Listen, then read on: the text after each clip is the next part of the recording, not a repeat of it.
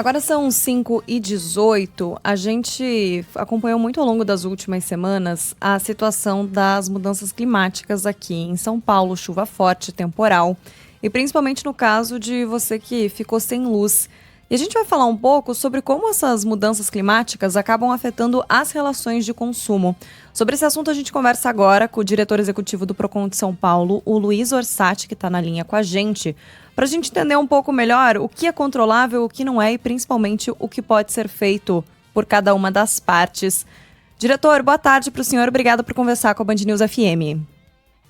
Boa tarde, Larissa. Boa tarde, Eduardo. Boa tarde a todos da Rádio Band News FM.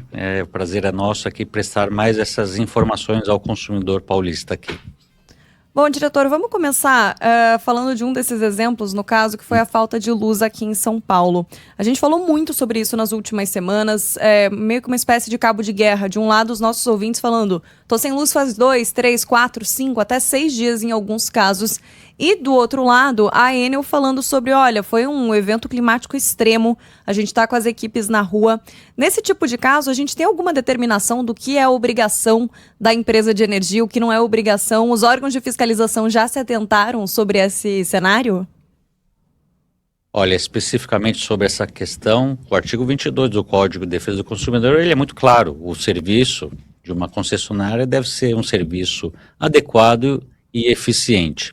Com relação aos, eventos climáticos extremos, mudanças climáticas, é uma realidade. Não são mais considerados eventos extraordinários, ou seja, aqueles que acontecem de vez em quando. São eventos recorrentes, eventos presentes já no nosso dia a dia e que com isso não pode ser uma justificativa para não cumprimento, não atendimento ao consumidor, não prestação de serviço adequado e não prestação de um serviço eficiente. É isso que nós entendemos. Então, eventos climáticos extremos são eventos cada vez mais recorrentes, não podem ser considerados extraordinários e, claro, justificativas para não atendimento, não respeito ao consumidor. É isso que, nós pregamos, é isso que temos com base no Código de Defesa do Consumidor. E, claro, Larissa, nós entendemos que essa discussão deve ser aprofundada. Questões de prestação, de fornecimento de energia, porque é a questão de eventos climáticos que impactam outros segmentos, segmento de seguros, principalmente. Então, toda essa questão estamos discutindo numa comissão técnica lá no Procon para justamente verificar o impacto que isso acarreta no dia a dia do consumidor. Bom, diretor, eu queria também conversar contigo sobre essas compras que estão sendo realizadas agora nessa época do final do ano, compras que são feitas cada vez mais pela internet também, o comércio eletrônico está em alta e a gente tem recebido aqui na Band News FM muitas reclamações sobre atrasos nessas entregas, principalmente atrasos com relação aos Correios. Queria entender exatamente qual o direito do consumidor a reclamar desse atraso, se o atraso você reclama para a loja que você comprou, se você reclama para os Correios, porque a gente entende que você vai comprar um produto numa loja X e essa loja vai fazer o depósito do produto ali no Correio para fazer essa perna final até o consumidor. Temos, portanto, uma cadeia de envolvidos e até que ponto ou como que a gente identifica quem é o responsável nessa cadeia por atender o consumidor diretamente?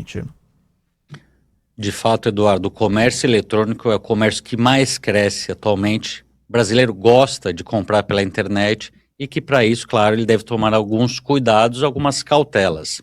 Na última Black Friday, nós verificamos, alguns problemas recorrentes com relação ao comércio eletrônico, justamente questão de atrasos nas entregas, não entrega de produtos ou entrega de produtos diversos daqueles que foram adquiridos.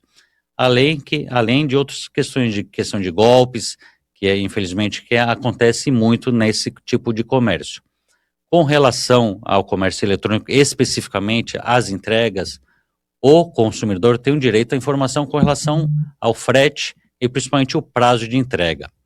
Claro, se houver algum atraso, quem foi aquele que o consumidor contratou foi a loja. Então, se houve algum tipo de problema ou atraso, o consumidor deve procurar a loja, o estabelecimento, o site, o qual ele efetivou aquela compra, para justamente buscar informações eventualmente desistir daquela compra.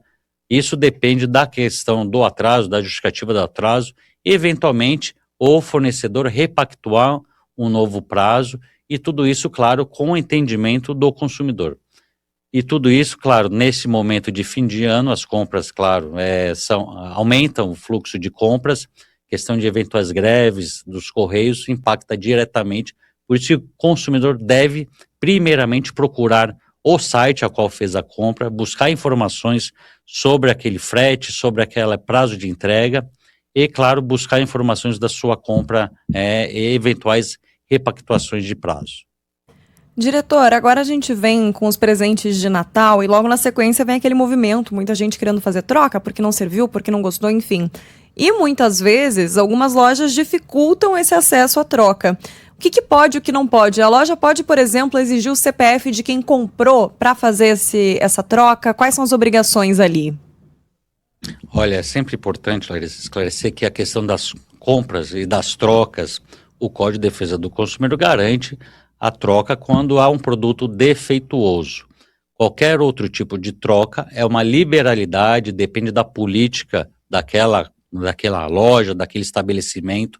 Por isso que o consumidor deve ter essa informação previamente, quando ele está comprando, enfim, aquele produto, ter essa informação. Se há essa loja, qual é a política de troca, se ele pode trocar, ou, enfim, se for um presente, a pessoa que recebeu pode trocar, e no caso de falta, enfim, mesmo não havendo defeito, no caso de troca de cor, troca por outro produto, a troca, enfim, por conta do tamanho, de qualquer forma, tudo isso deve ser esclarecido previamente. E não há qualquer tipo de exigência com relação à CPF do adquirente, basta, enfim, por isso que é importante ter a informação, qual é a política de troca e como ela se procede, e eventualmente o prazo deve ser também cumprido por aquele que recebeu um presente nessas condições, Larissa. Bom, o senhor falou aqui sobre repactuação, sobre procurar a loja, mas queria entender em que momento o cliente, o consumidor, deve procurar o PROCON e como justamente fazer essa procura por um auxílio ali para tentar resolver a sua situação.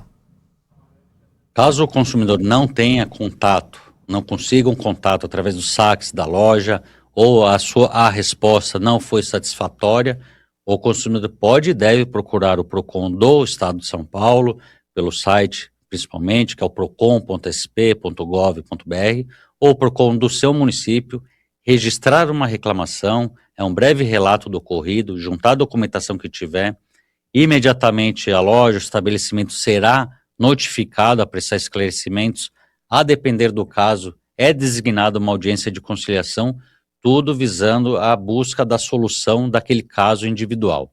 Claro, eventualmente, não solucionada a questão, eventualmente, se houver outras reclamações coletivas em face dessa empresa, essa empresa poderá ser sancionada, sofrer uma multa, enfim, tudo depende, mas tudo começa com essa reclamação individual do consumidor, por isso que é fundamental o consumidor exercer o seu direito de registrar uma reclamação, exercer os seus direitos.